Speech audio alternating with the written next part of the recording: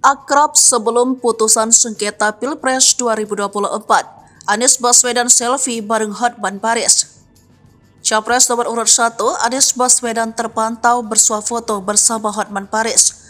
Pengacara Capres-Cawapres nomor urut 2 Prabowo Subianto Gibran Rakabuming jelang putusan sengketa Pilpres 2024 di Mahkamah Konstitusi Senin 22 April 2024. Anies bersama dengan Cawapres pendampingnya Muhaimin Iskandar beserta para kuasa hukumnya awalnya menghampiri meja para pengacara Prabowo Gibran.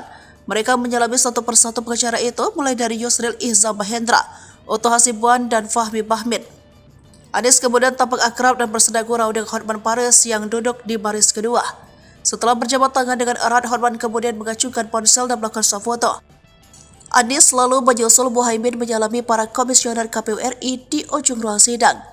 Sementara itu, Capres-Cawapres nomor urut 3 Ganjar Pranowo Mahfud MD juga sebelumnya melakukan hal yang sama, menyalami satu persatu para kuasa hukum Prabowo Gibran dalam KPU RI.